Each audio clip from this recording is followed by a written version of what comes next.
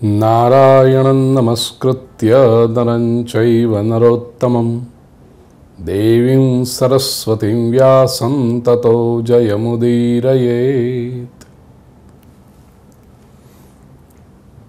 प्रिय स्वजनों, भगवद गीता का तीसरा अध्याय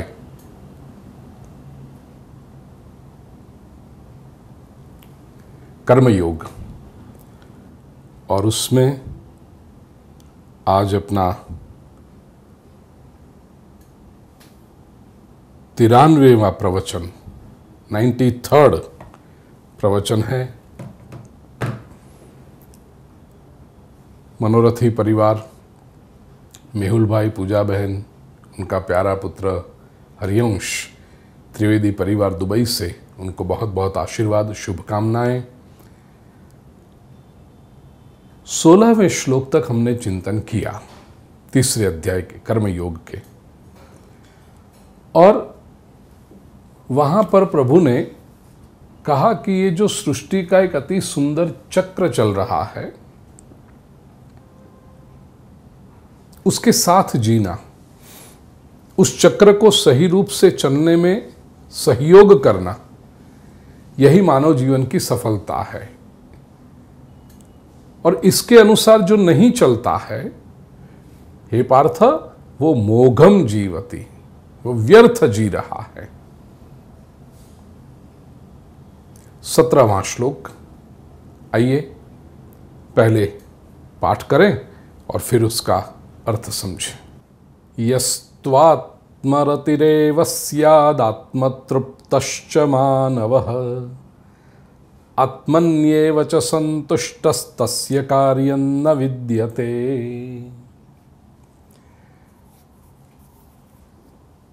बड़ा सुंदर श्लोक है, बड़ा महत्वपूर्ण श्लोक भी है। ये 17वां और 18वां, इच्छा तो है ये दोनों साथ में ही ले लें। तू अव्यय है, जिसका अर्थ होता है परंतु। यह मानवः आत्मरति ही एव, जो मनुष्य आत्मरति ही, स्वयं में, अपने आप में रत है, रमण करने वाला है, आत्मरति ही एव। च आत्मतृप्तः, जो स्वयं में तृप्त है। बड़े सुंदर शब्द है ये, आत्मरति ही, आत्मतृप्त च, और आत्मनि एव संतुष्ट, आत्मा में ही, आत्मनि सप्तमी विभक्ति है, आत्मा में ही संतुष्ट है, स्यात् होता है, तस्य कार्यम न विद्यते, उसके लिए कार्यम, कुछ करने को, न विद्यते, होता ही नहीं, रहता ही नहीं। जो मानव आत्मरति है, आत्मतृप्त भी है और आत्मसंतुष्ट भी है, आत्मा में ही संतुष्ट है, उसके लिए कुछ कर्तव्य शेष रहता नहीं है। तस्य कार्यम न विद्यते। बड़ा प्यारा श्लोक, बड़ा सुंदर श्लोक, आइए समझें। सबसे पहले तो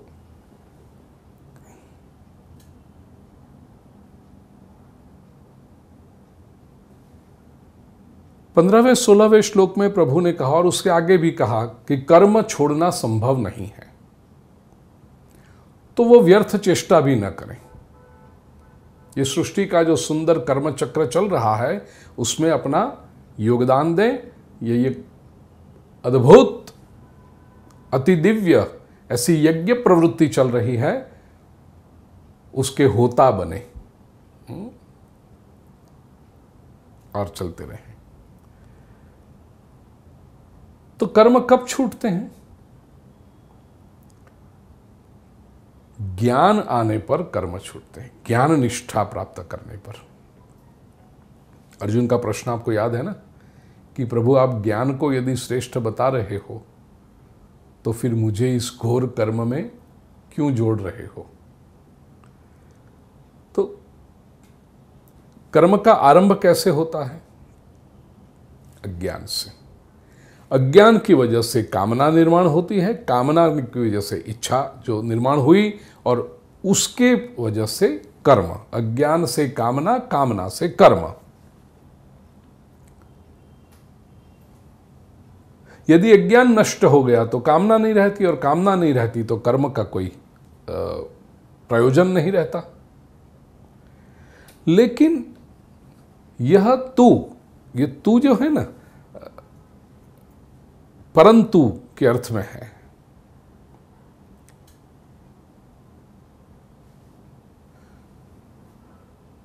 16वें श्लोक में प्रभु ने कहा कि कर्म छोड़ते हैं लोग, लेकिन वो कौन है? इंद्रियाराम अघायु, केवल इंद्रियों में रममान रहने वाले, इंद्रियों को खुश करने वाले पाप लोग, वे लोग कर्म छोड़ने की बातें करते हैं। केवल विषयों से ही सुख लेने वाले।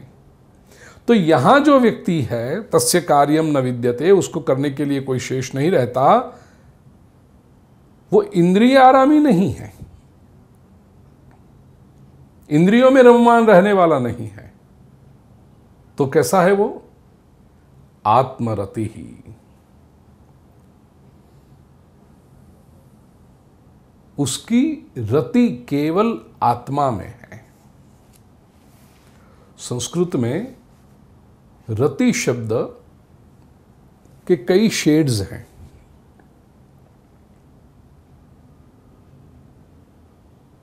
जैसे स्त्री और पुरुष में प्रेम की जो पराकाष्ठा होती है, उसे भी वात्स्यायन ने रति शब्द से बताया है। रति प्रेम से भी ऊंची अवस्था है। रति में मिलन का समाधान होता है।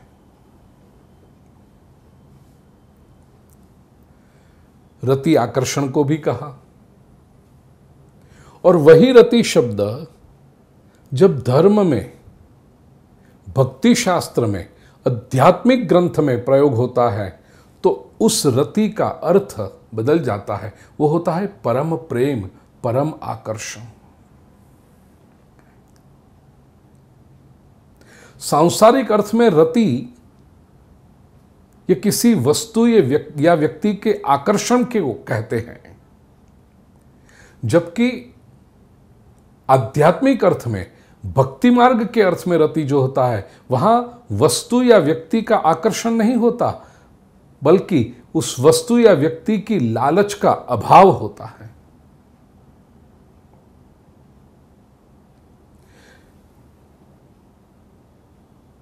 इतना ही नहीं, मिले तो ठीक, न मिले तो ठीक, वो वृत्ति भी नहीं होती।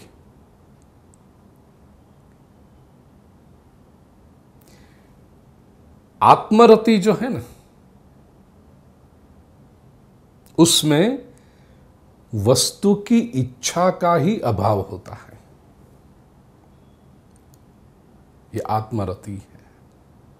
इसे थोड़ा और स्पष्ट करके हम समझेंगे। आत्मरति, फिर कहा आत्मतृप्ति। रति और तृप्ति ये दो अलग अलग स्थिति है। रति का अर्थ होता है मन से किसी वस्तु या व्यक्ति की इच्छा करना, रमण करना। वो वस्तु मिल जाए तो प्रसन्नता होगी, ऐसी अभिलाषा रखना, इसे कहते हैं रति। रति में अपेक्षा का भाव है, मिलन की अपेक्षा है रति में। और तृप्ति, तृप्ति का अर्थ है वो वस्तु या व्यक्ति की कोई अभिलाषा न रहे। जैसे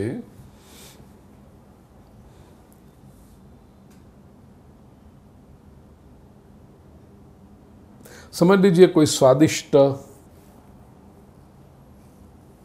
भोजन है, आम का रस है। अब अच्छे अच्छे आम दिखाई पड़ रहे हैं तो स्वाभाविक है उसके प्रति रति होगी। आहा, कितने अच्छे आम हैं, कितनी सुगंध आ रही है, कितना सुंदर रंग है, कितने मीठे होंगे। तो ये हुई रति। अब उस आम को आप ले आए, रस निकाला और उस रस को आप पीने लगे। एक कटोरी रस पिया, दूसरी, तीसरी, चौथी, पांचवी, डकार आ गया। ये डकार जो आया वो क्या हुआ? रस पीने से आपको तृप्ति हुई। रस देखा आम का, वो रति, आकर्षण हुआ। अब जब पाया, 5 कटोरी पाया, पेट भर गया, तृप्ति। अब उसके अधिक की इच्छा नहीं होती। ठीक इसी तरह जिसका आकर्षण केवल आत्मा में है वो आत्मरति, जिसकी तृप्ति भी आत्मा में है वो आत्मतृप्ति, और उससे भी एक ऊंची स्थिति यहां बताई, आत्मनि एव संतुष्ट। आत्मा में ही संतुष्टि, रति, तृप्ति और संतुष्टि।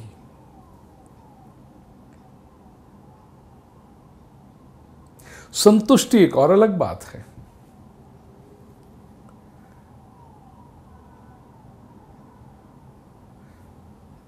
तृप्ति पूर्ण विराम, और संतुष्टि अब अधिक नहीं चाहिए। देखिए, आम की 4 कटोरी, आम रस की चौथी कटोरी पीने के बाद भी तृप्ति तो आ गई थी कि हाँ ठीक है, लेकिन सामने वाले ने आग्रह किया, ले लो ले लो।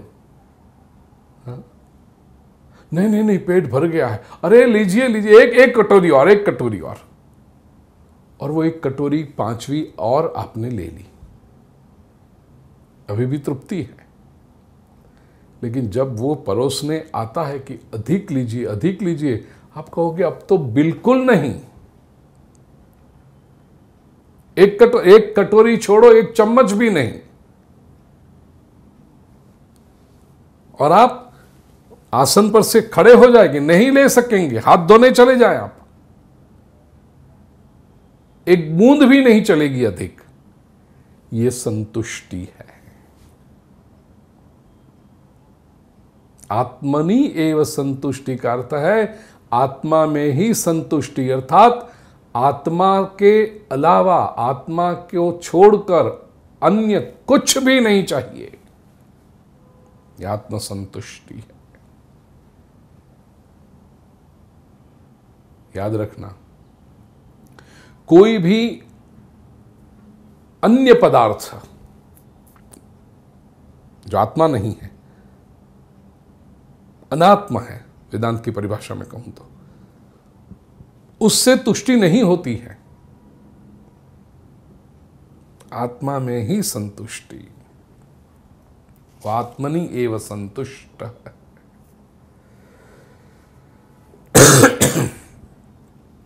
तृप्ति और संतुष्टि में एक और अंतर भी है।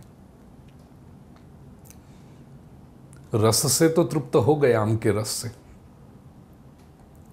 हाथ भी धो लिए, खड़े हो गए।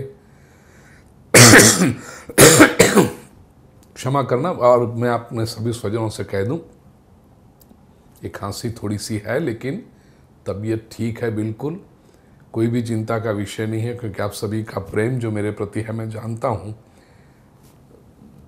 परसों एक और प्रवचन था, एक इंटरनेशनल गीता सेमिनार में, और वहाँ पर मेरी आवाज़ थोड़ी सी हो गई थी, तो कितने मैसेजेस आने लगे, कितने फ़ोन आए, गुरुजी आपकी आवाज़ ठीक नहीं, आपकी आवाज़ ठीक नहीं, स्वास्थ्य।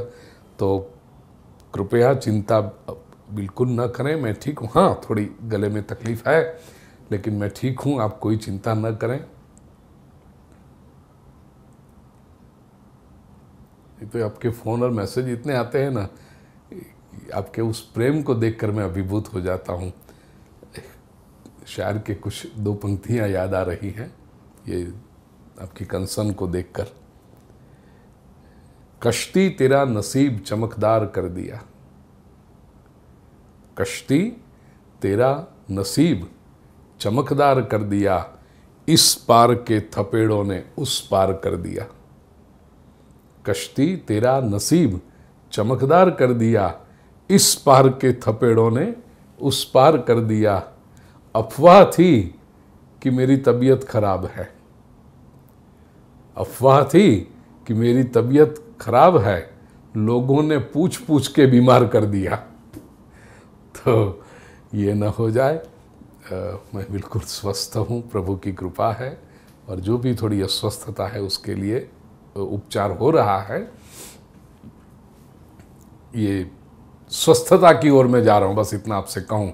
बीच में 1-2 दिन थोड़ी समस्या रही, लेकिन प्रभु की कृपा से और आप सबके प्रेम से कोई विशेष डरने की बात नहीं है। आत्मरति, आत्मतृप्ति। तृप्ति में क्या है?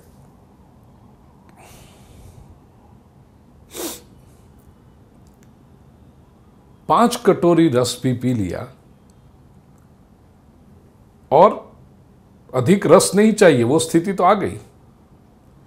लेकिन जब फिर बात करने बैठे तो इस वाक्य ऐसा निकल गया कि ये रस जो लिया उसके साथ में, हमारे गुजराती लोग रस में ढोकला लेते हैं, सूरत के लोग जिसको कहते हैं ईदड़ा, सफ़ेद ढोकला जो आता है वो, पता नहीं दूसरी जगह पे रस के साथ क्या पकौड़े खाते होंगे, जो भी रस के साथ जो चीज़ जाती होती है वो।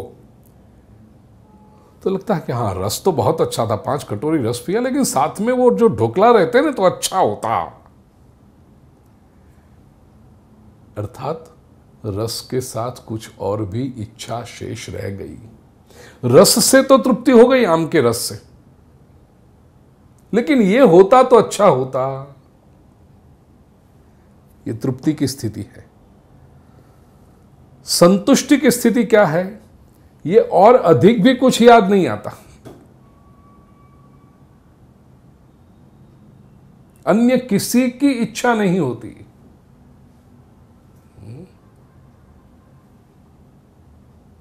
मन में ये भाव भी नहीं उठता कि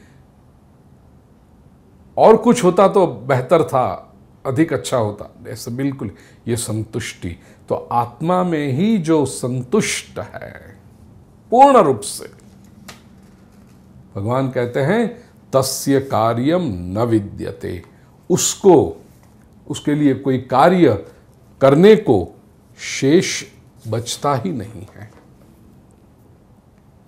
ये महापुरुष जो होते हैं ना, वो आत्मतृप्त होते हैं, और आत्मा ही परमात्मा, इस दृष्टि से देखें तो ईशतृप्त होते हैं। जैसे कोई पतिव्रता स्त्री, जैसे मैंने रति में भी ये स्त्री पुरुष का उदाहरण दिया, तो वही दृष्टांत को थोड़ा आगे बढ़ाऊं, आत्मतृप्ति क्या है। जैसे कोई पतिव्रता स्त्री अपने पति के सिवा अन्य किसी पुरुष के पास तृप्ति की अभिलाषा नहीं रखती है,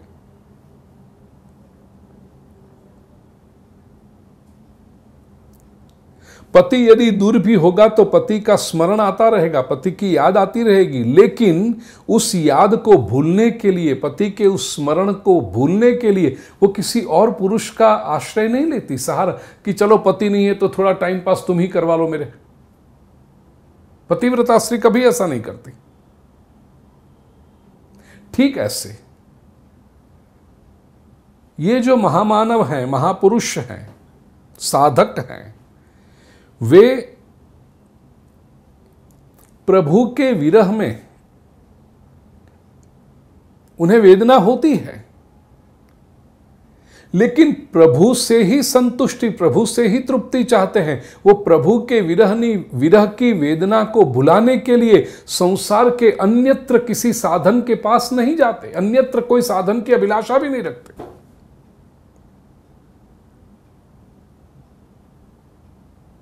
मीरा ने कहा, मेरो तो गिरधर गोपाल दूसरो न कोई। ईश विरह की वेदना है तो चलो उसको भूलने के लिए थोड़ा गम गलत करने जाए, थोड़ी सी ये करें, थोड़ा इधर उधर जाके घूम ले ताकि वो नहीं, वो वेदना होगी तो चलेगा। और उस वेदना की तृप्ति भी चाहिए तो केवल मेरे प्रभु के पास से चाहिए, संसार से कतई नहीं चाहिए। ये भाव आत्मतृप्त है।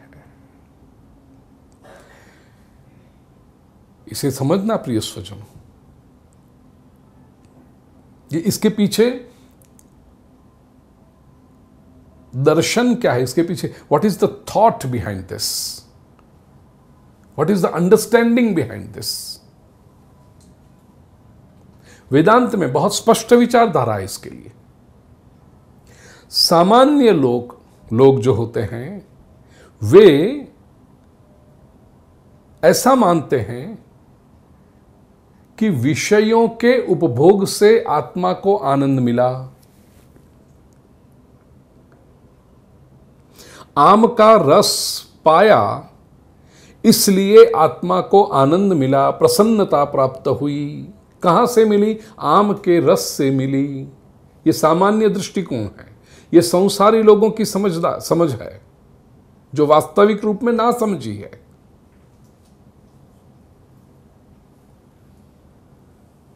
ये महापुरुष अपनी साधना के कारण इतना समझ गए हैं कि सुख कभी वस्तु में नहीं होता, आनंद कभी वस्तु में नहीं होता। आनंद का केंद्र तो अपने भीतर है, आत्मा में है। सच्चिदानंद रूपाय विश्वोत्पत्त्यादि हेतु, वे स्वयं सच्चित आनंद रूपी परमात्मा के अंश है, इसलिए आनंद भीतर से प्रकट होता है। The source of bliss is not without, it is within.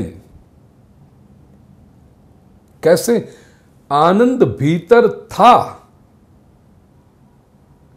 आम का रस केवल निमित्त बना, जिसकी वजह से भीतर रहे हुए आनंद की अनुभूति हुई। यदि आनंद मेरे भीतर न होता तो बाहर आम का रस छोड़ो, हजारों प्रकार के विषय लाए जाए, ऑब्जेक्ट्स लाए जाएं, तो भी यदि भीतर आनंद नहीं होगा तो बाहर नहीं प्रकट होगा। दृष्टांत,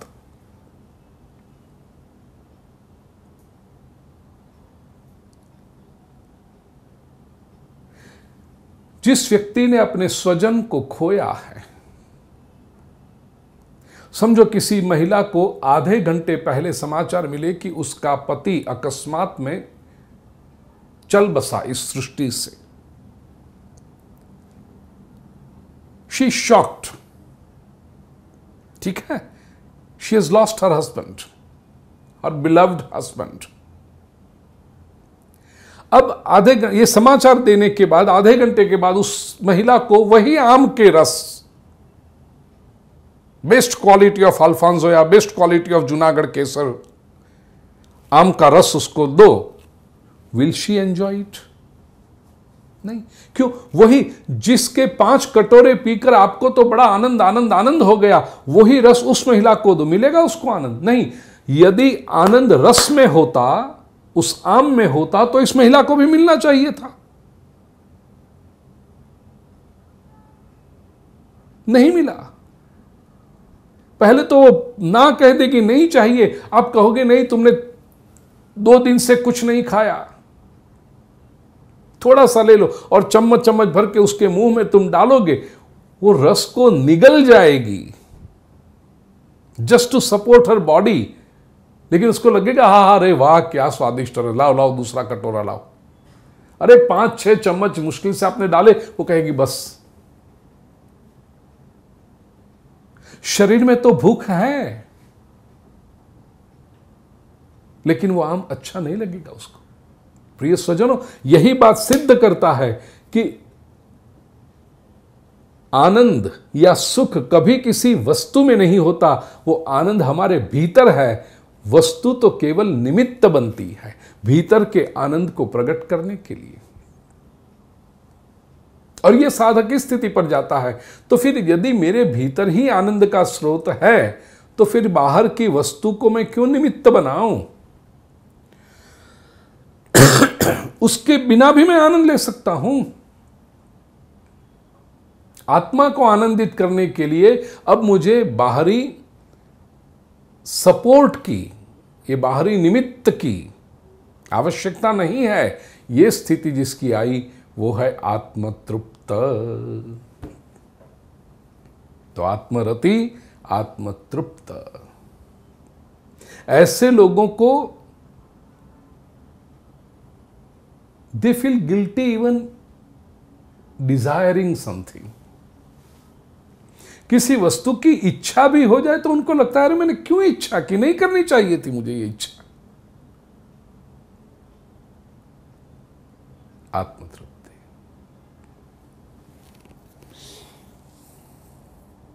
मैंने आज वो श्लोक ढूंढने का प्रयास किया प्रिय स्वजनों। ये प्रवचन से पहले 1.5-2 घंटे से मैं प्रयास कर रहा था, वो श्लोक मुझे मिला नहीं। मैं विद्वत जनों से प्रार्थना करूं, क्योंकि कई विद्वान लोग विश्व भर में ये प्रवचन सुनते हैं। अभिज्ञान शाकुंतल में कालिदास ने कल्पवृक्ष के नीचे बैठे हुए और ध्यान करते हुए मरीचि ऋषि का वर्णन किया है। उसमें ऐसी बात है कि ऋषि कल्पवृक्ष के नीचे बैठे हैं, फिर भी कोई अभिलाषा नहीं रखते। कोई कल्पवृक्ष वो है कि जिसके नीचे बैठ करके आप जो इच्छा करो पूरी हो जाती। यहां मरीचि ऋषि हैं, कल्पवृक्ष के नीचे बैठे हैं, ध्यान कर रहे हैं, लेकिन कोई अभिलाषा नहीं है, कोई इच्छा नहीं है। आत्मतृप्ता।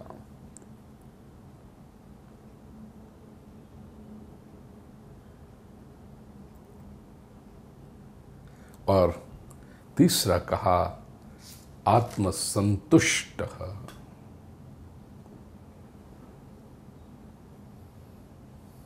ये सहज अवस्था है,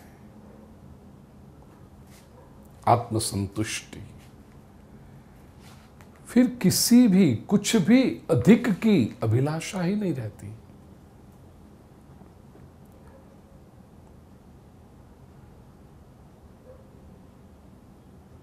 तो स्टार्क अपोजिट्स हैं 16वां और 17वां श्लोक। 16वें श्लोक में इंद्रिय में रममाण रहने वाले, पापयुक्त जीवन जीने वाले, और कृष्ण ने तो तब तक कह दिया कि मोघम पार्थस्य जीवति, वो जिए या न जिए कोई फर्क नहीं पड़ता, ऐसे लोगों का वर्णन। जबकि इसमें आत्मरति, आत्मतुष्टि और आत्म संतुष्ट, आत्मतृप्त और आत्मसंतुष्ट की बात की। थोड़ा सा वेदांत अब इसमें समझें प्रिय स्वजनों। जब तक मनुष्य अपना संबंध संसार से मानता है, तब तक उसकी जो रति का अर्थ है प्रीति, आकर्षण, सेंशुअल हैप्पीनेस, ऑब्जेक्टिव हैप्पीनेस, इंद्रियजन्य भोगों से, विषयजन्य भोगों से, और वो देने वाले वस्तु व्यक्ति जो भी होंगे, मानता है।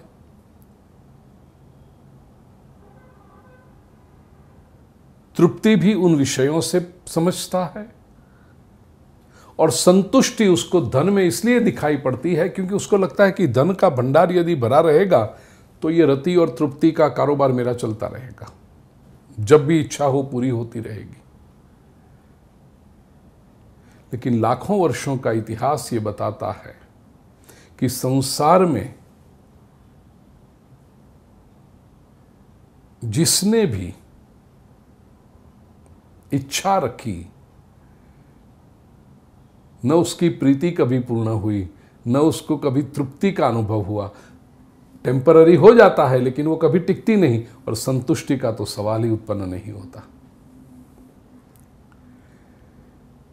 जिसको भी आत्मरति, आत्मतृप्ति और आत्मसंतुष्टि का अनुभव हुआ है वो केवल आत्मा से हुआ है, अन्यत्र कहीं नहीं हुआ।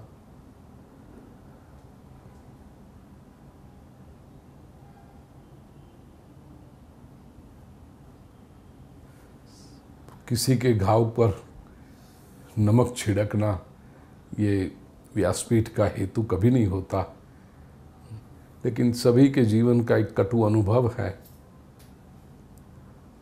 सगाई के समय या तो विवाह के समय स्त्री और पुरुष में जो आकर्षण दिखाई पड़ता लगता है, आहा हा कितना सुख मिलेगा एक दूसरे से। 5-7 वर्ष बीत जाए, 1-2 संतान हो जाए, उसके बाद क्या स्थिति होती? क्यों, कहाँ गया ये सुख? कहाँ गई संतुष्टि? टिकता नहीं है कुछ।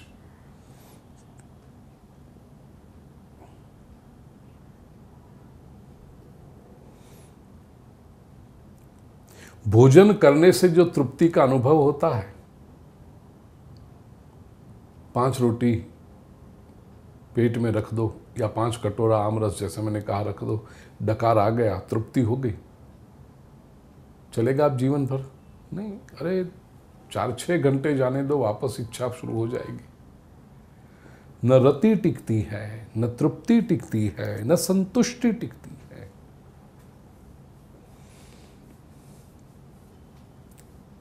धन की जो एक अभिलाषा रखी थी कि इतना इकट्ठा हो जाएगा ना, बहुत है। प्रत्येक व्यक्ति शुरुआत में रखता है 1 लाख रुपए इकट्ठा हो जाए, वाह वाह वाह, बैंक बैलेंस 1 लाख रुपए का बन जाए ना, 10 लाख रुपए का, फिर वो 10 का 15, 15 का 25, 25 का 50 करने में ही पूरा जीवन। कभी हुई संतुष्टि? नहीं। संसार की प्रीति, तृप्ति या संतुष्टि कभी भी परमानेंट नहीं हो सकती, हमेशा के लिए नहीं हो सकती।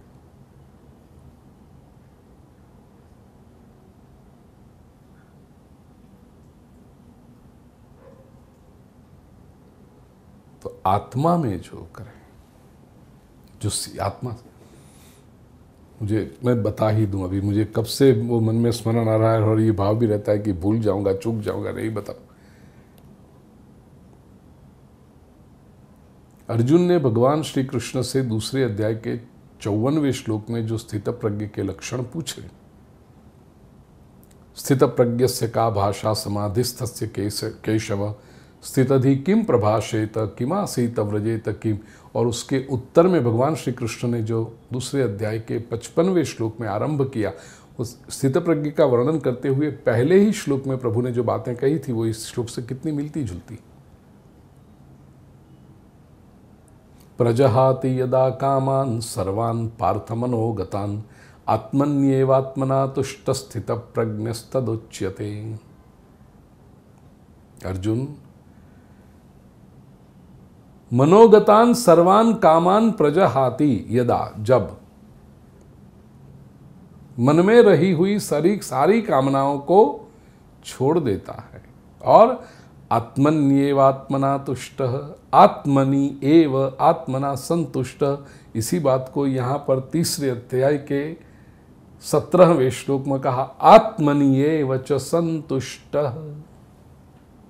वहां भी था आत्मन्येव आत्मना तुष्ट, यहां भी आत्मन्येव च संतुष्ट। तस्य कार्यम, वहां लिखा स्थित प्रज्ञस्तदोच्यते, उसे स्थित प्रज्ञ कहते हैं, और यहां पर प्रभु ने कहा तस्य कार्यम न विद्यते, उसके लिए करने का कुछ भी बाकी नहीं रह जाता है, उसके लिए कर्तव्य कोई शेष बचता नहीं है। इसका अर्थ ये नहीं है कि इन लोगों से कोई कार्य नहीं होता, वो बस बैठे रहते हैं हाथ पे हाथ लगा के, ऐसा नहीं है।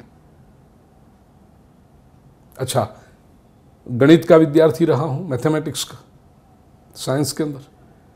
तो आत्मन्येव आत्मना तुष्टः, दूसरे अध्याय का 55वां श्लोक, आत्मनि एव संतुष्टः स्थित प्रज्ञ तत् उच्यते, उसे स्थित प्रज्ञ कहते हैं। और यहां पर आत्मन्येव च संतुष्टः तस्य कार्यम न विद्यते। A is equal to B and A is equal to C, therefore B is equal to C। ये विज्ञान गणित का बहुत सीधा इक्वेशन है। ये दोनों को कॉमन निकाल दो, आत्मनि एव च संतुष्टः। तो वहां कहा स्थित प्रज्ञस्तदोच्यते, उसे स्थित प्रज्ञ कहते हैं। और यहां कहा उसके लिए कोई कर्तव्य बाकी नहीं। इसका अर्थ जिसकी बुद्धि स्थिर हो गई, जो स्थित प्रज्ञ है, उसके लिए इस संसार में कुछ भी करने को बचता नहीं है। तो क्या स्थित प्रज्ञ गोबर गणेश की तरह पड़ा रहता है, बैठा रहता है, कुछ करता नहीं है? नहीं, वो करता तो बहुत है। आएगा श्लोक, 20वें श्लोक में प्रभु कहेंगे लोक संग्रह में वापी संपश्यन कर तुम अर्हसी। ऐसे महापुरुष जो कर्म करते हैं, वो कर्म भी छोटे छोटे नहीं होते, क्योंकि इंद्रिय तृप्ति के लिए, खुद की इंद्रियों को जरा गुदगुदाने के लिए, सहलाने के लिए ये जो होते हैं काम, वो तो बहुत छोटे छोटे होते हैं। संसारी लोगों को लगता है कि हो बहुत बड़ा काम कर दिया, सुबह 6 बजे 8 बजे निकले थे, रात के 10 बजे आए, कितना वो थक गए, वो सब किया, मजा करने के लिए गए थे, उनको लगा बहुत किया है, जबकि वो कुछ नहीं किया है। और ये महापुरुष इतने बड़े बड़े कार्य करते हैं, वैश्विक कार्य करते हैं, यूनिवर्सल प्रोजेक्ट्स, ग्लोबल प्रोजेक्ट्स। सामान्य व्यक्ति तो केवल अपने सुख के लिए प्रयास करता है, ये महापुरुष समाज के सुख के लिए प्रयास करते हैं, एक साथ में हजारों लाखों लोगों के सुख के लिए कार्य करते हैं। फिर भी इनकी शांति, इनकी स्वस्थता, इनकी स्थिरता आप देखो।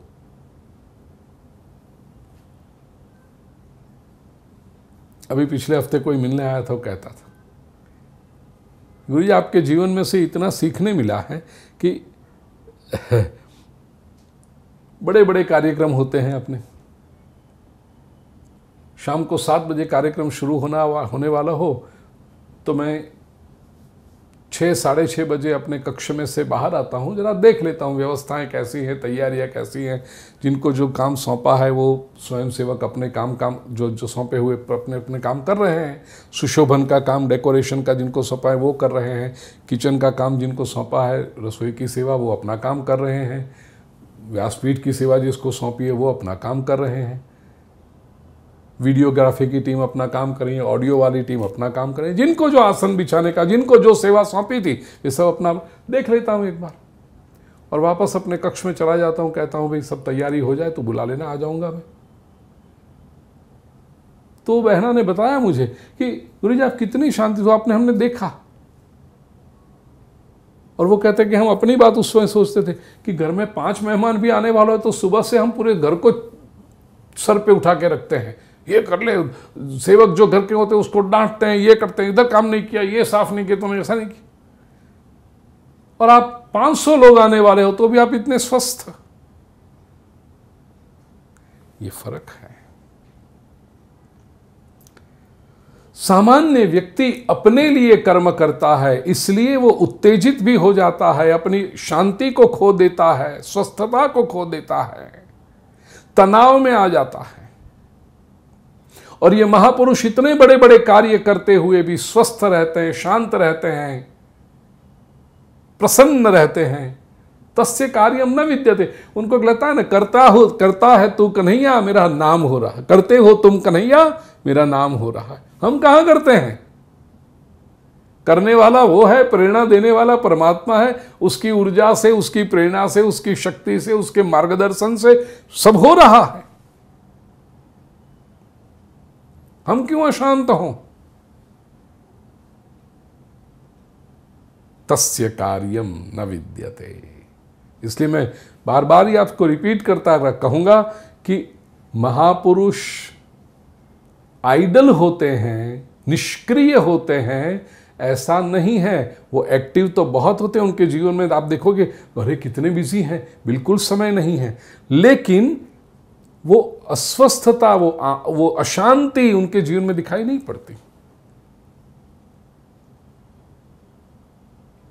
सामान्य व्यक्ति तो एक काम करने के दूसरे काम करने जाएगा तो पहले वो जो पिछले वाला काम उसने किया है उसका बोझ लेकर जाएगा, उसका असर लेकर जाएगा। वो कार्य की सफलता असफलता का प्रभाव उसके दूसरे कार्य पर भी पड़ेगा।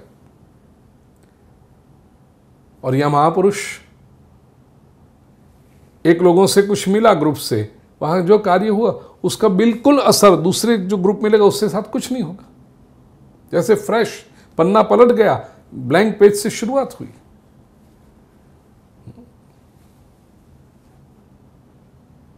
पिछले वाले ग्रुप ने उनकी बात मानी हो न मानी हो, कुछ चर्चा की हो, स्वीकार किया न कि, वो इस ग्रुप को पता भी नहीं चलेगा। He literally starts on a fresh page, और वो विद इन सेकेंड्स। सामान्य संसारी आदमी तो दुकान में या ऑफिस में जो टेंशन हुआ वो घर पे लेके आता है। ऑफिस में बॉस ने उसको डांटा होगा तो घर पे आके पत्नी को डांटता है, पत्नी बच्चे को डांटती है, बच्ची छोटे बच्चे को डांटता है, छोटा बच्चा खिलौना तोड़ देता है, नौकर पे चिल्लाते, पूरे घर में टेंशन हो जाता है। क्यों? आज साहब को ऑफिस में टेंशन था तो घर पे क्यों ले आए? महापुरुषों के जीवन में ऐसा नहीं होता। इतने स्वस्थ, इतने शांत होते हैं। तस्य कार्यम न विद्यते। क्यों? क्योंकि वे सदा आत्मरति रखते हैं, आत्मतृप्ति है, आत्मसंतुष्टि है, और सबसे बड़ा जो रहस्य है वो उनमें ईगो नहीं है। मैं कर रहा हूं, मेरी वजह से हो रहा है, ये भाव बिल्कुल नहीं। परमात्मा की प्रेरणा है, परमात्मा की शक्ति है, परमात्मा का मार्गदर्शन है, और उसी की इच्छा से सब हो रहा है। मैं तो केवल निमित्त हूं उसमें। निमित्त मात्रम भव सव्यसाचिन, 11वें अध्याय में आएगा श्लोक, मेरा बहुत प्रिय श्लोक है वो। और इतने गौरव की बात है प्रभु के निमित्त बनना। तो कर्तृत्वाभिमान नहीं है महापुरुष के अंदर, इसलिए उसके सारे काम। प्रिय स्वजनों, बस ये भाव निर्माण कीजिए, आत्मसंतुष्टि। और जो व्यक्ति स्वयं संतुष्ट है ना, मैं तो आपसे ये भी कहता हूं, संबंध भी यदि बनाओ तो ऐसे व्यक्ति के साथ बनाओ जो आत्मरत है, आत्मतृप्त है और आत्मसंतुष्ट है।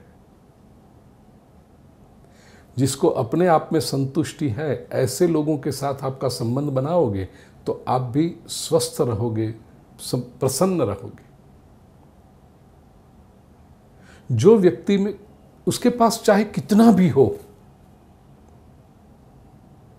धन धान्य का भंडार भरा हो, सुख समृद्धि की छलक रही हो, तगड़ा बैंक बैलेंस हो उसका, लेकिन उसके पास संतुष्टि नहीं है,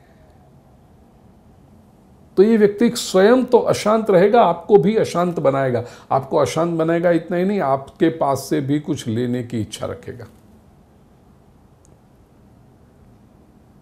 खलील जिब्रान ने एक बड़ी सुंदर कहानी लिखी है, उसको थोड़ा सा मॉडर्न टच दे करके, थोड़ा सा आधुनिक स्पर्श दे करके मैं आपको सुनाऊं। वो कहानी बड़ी प्यारी कहानी। शहर था एक, प्रातः काल का समय, 8:30-9 बजे का। लोग ऑफिस में जा रहे थे। रेलवे स्टेशन के पास जो विस्तार था वहाँ तो बहुत देर, क्योंकि सब ट्रेन पकड़ करके जा रहे थे, तो भीड़ थी। वहाँ कोई होटल थी, एक साउथ इंडियन होटल। वहाँ सब लोग इडली, क्या होता है, वड़ा, सांभार, ये मेंदू वड़ा, डोसा, चटनी, ये सब खाने के, चाय कॉफ़ी पी करके, नाश्ता करके जाते थे। बहुत भीड़ भाड़ थी उस होटल में।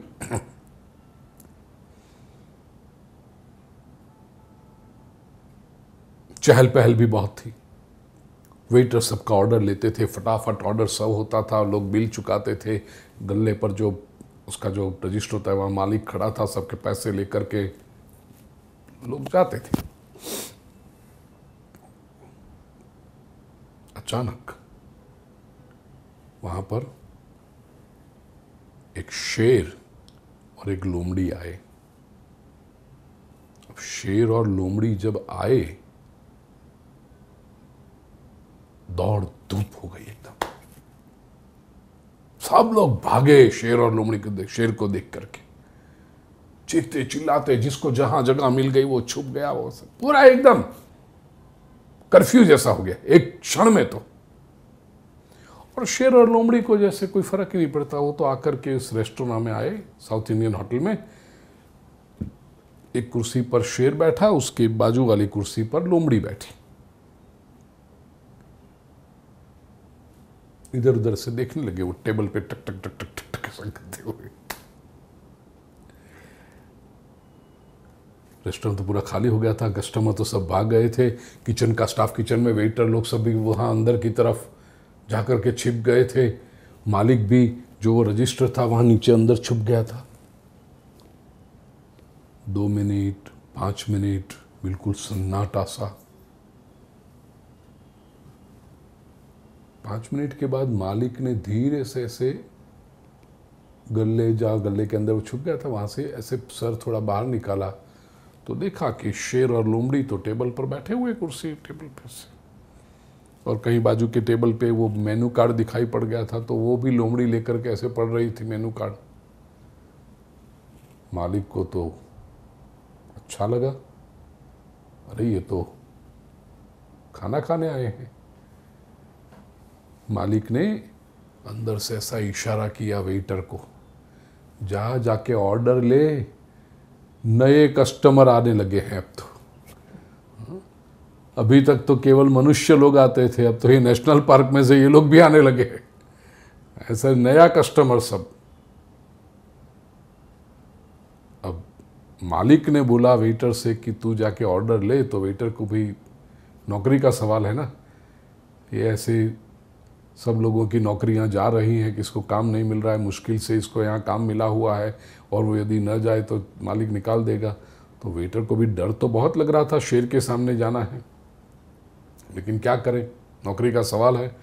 तो उसने वो छोटी सी डायरी जो साउथ इंडियन होटल के वेटर लोग रखते हैं, और वहाँ कान पे जो पेन थी वो लेकर, बिल्कुल बेचारा काँप रहा था, और शेर के पास जाने की तो हिम्मत नहीं थी, लोमड़ी के पास जाके थोड़ा खड़ा रहा और उसने कहा, मे आई हेल्प यू सर, क्या लोगे आप?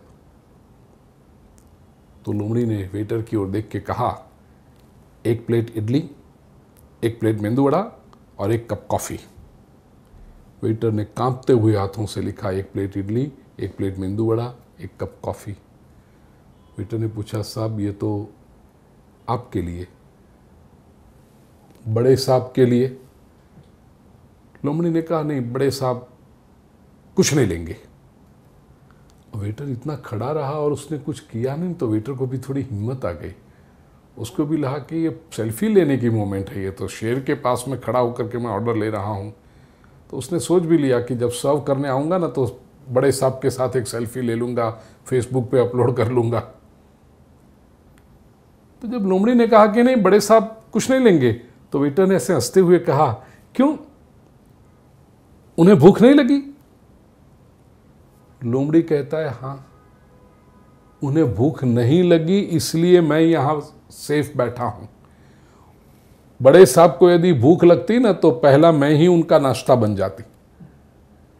मैं यहां हूं, बैठा हूं, इसका अर्थ कि ये बॉस को भूख नहीं लगी है।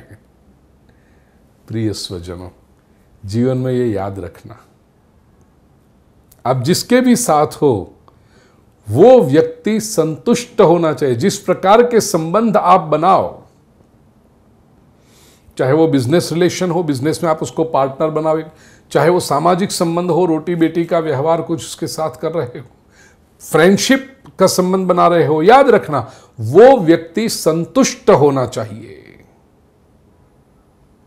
यदि वो व्यक्ति संतुष्ट, और मैं फिर से आपको याद करा दूं, उसके पास कितना है यह महत्वपूर्ण नहीं है, वो संतुष्ट है कि नहीं वो महत्वपूर्ण है। कई बार लोगों के पास बहुत होता है लेकिन फिर भी असंतुष्ट होते हैं, इधर उधर उधर हाथ मारते रहते हैं। और याद रखना, किसी असंतुष्ट व्यक्ति के साथ संबंध बनाया, नजदीक आप गए, तो वो जो पहला हाथ मारेगा वो आपके ऊपर ही मारेगा।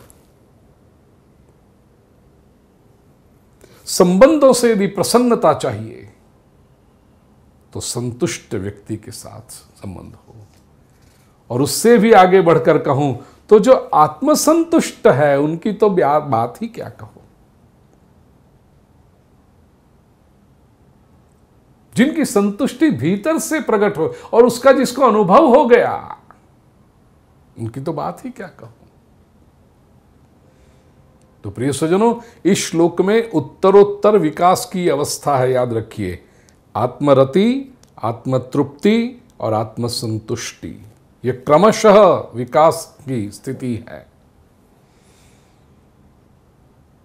आत्मरति एकाध बार भी, जिसको आत्म साक्षात्कार, सेल्फ रियलाइजेशन, या तो सेल्फ की जो एनर्जी है, ऊर्जा है आत्मा की, उसका अनुभव हुआ और वो अनुभव फिर सतत हो, ऐसी इच्छा होती है और उस इच्छा को पूर्ण करने के लिए प्रयास होते हैं, यह स्थिति है आत्मरति। वो आत्मा में रममाण तो होता है, उसको लगा अरे आत्मा में इतनी ऊर्जा है, हमने तो कभी सोचा ना था, आत्मा में इतना आनंद है, हमने तो कभी पता ही नहीं था, केवल सुना था। लेकिन yes, it can be, it is possible, it is possible for me also. ये दोनों में अंतर भी समझ लेना। इट इज पॉसिबल, यस, सुना था, प्रवचनों में सुना था, महापुरुषों के पास से सुना था, लेकिन ये संभव है। Yes, the source of divine bliss can be with in, मेरे भीतर से वो आनंद आ सकता है।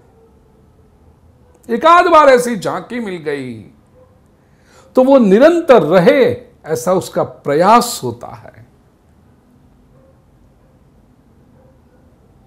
ये आत्मरति की अवस्था है।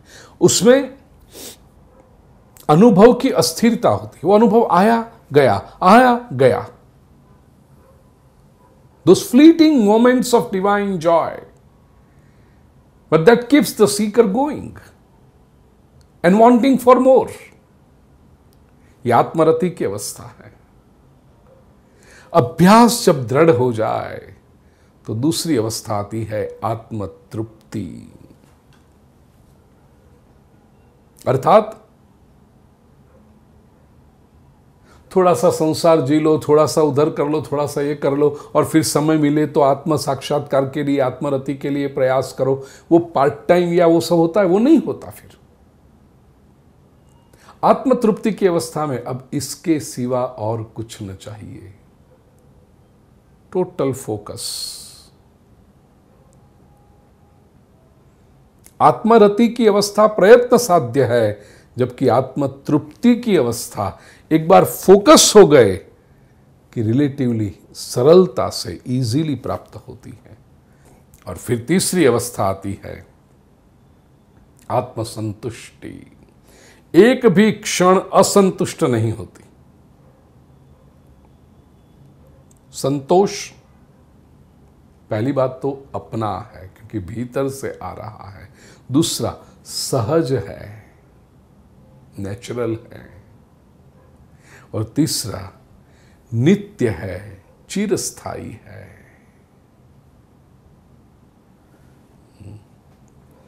तृप्ति के बाद संतुष्टि जब स्थायी भाव बनता है ना प्रिय स्वजनों, उसके बाद कोई स्वार्थ रहता ही नहीं। That selfish motive goes for ever. और इसलिए उस स्थिति पर पहुंचे हुए महापुरुष के लिए यहां पर भगवत गीता में श्री कृष्ण ने कहा, तस्य कार्यं न विद्यते, उसके लिए कुछ भी करने, कार्य करने की आवश्यकता कब पड़ती है? जब मनुष्य को अपने भीतर कुछ कमी, कुछ न्यूनता, कुछ अपूर्णता का अनुभव हो, और उस न्यूनता को, उस अपूर्णता को, उस कमी को पूरी करने के लिए कुछ साधन करने पड़े, कुछ उपाय करने पड़े, और वो उपाय बाहर है ऐसा लगे, तब मनुष्य को कार्य करने की आवश्यकता पड़ती है। या कार्य करने की आवश्यकता दूसरी कब पड़ती है? जब मनुष्य को ऐसा लगे कि मैं दुखी हूं,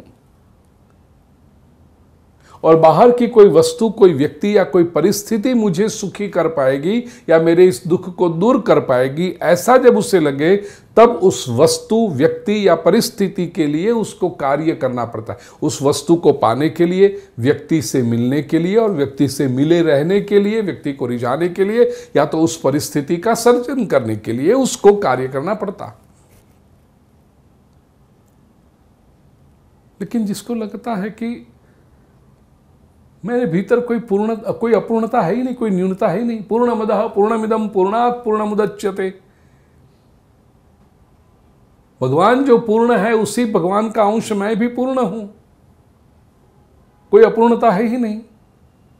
और दूसरी बात, मैं दुखी नहीं हूं। संसार की विपरीतताएं हैं, there are adversities, there are some situation, there are some challenges. वो ठीक है, अपनी जगह पे है, वो अपना काम करते रहती हैं। अब है ये देखिए, शारीरिक अस्वस्थता है तो है, ठीक है,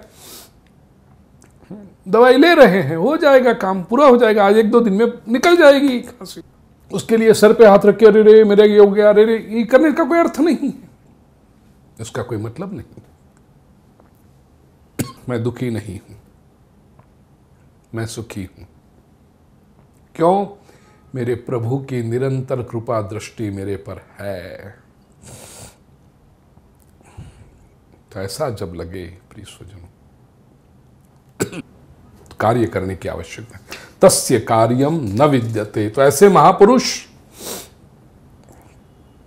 बहुत कुछ करते हुए भी, चूंकि अपने लिए नहीं करते, स्वार्थ के लिए नहीं करते, परमार्थ के लिए करते हैं, परोपकार के लिए करते हैं, इसलिए वो कार्य, वो कर्म उनके लिए बंधन कारक नहीं बनते। बड़ा सुंदर श्लोक है, दर्शन पूरा करें, और इसकी कंटिन्यूटी 18वें श्लोक में आती है।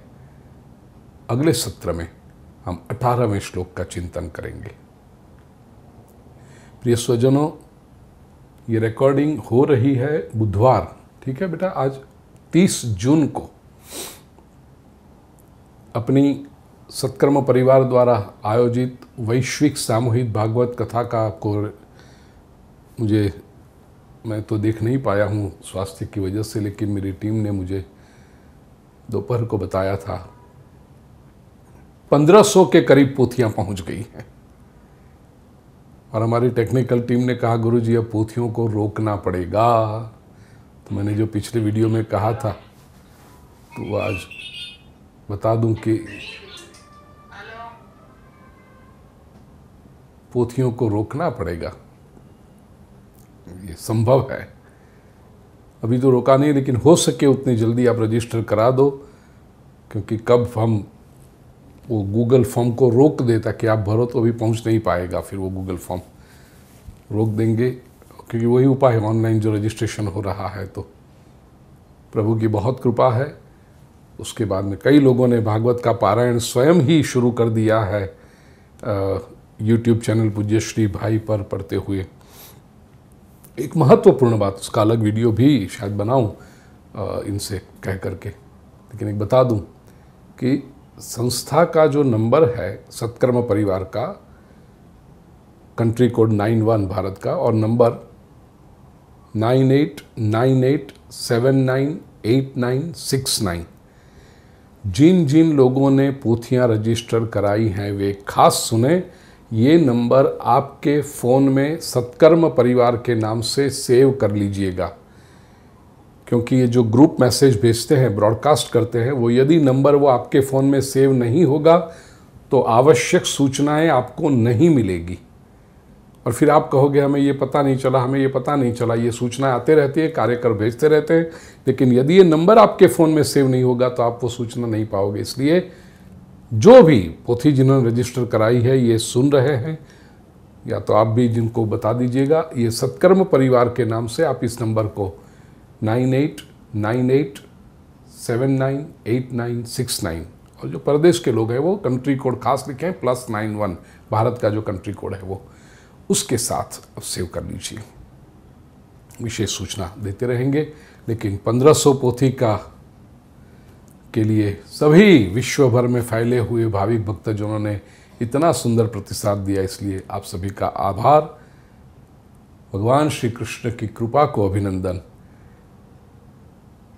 स्वस्थ रहें, मस्त रहें, भगवत भक्ति में तन्मय रहें और जीवन का आनंद उठाते रहें, यही सद्भावना के साथ कृष्णाय वासुदेवाय हरये परमात्मने प्रणतक्लेशनाशाय गोविंदाय नमो नमः। ओम शांति शांति शांति।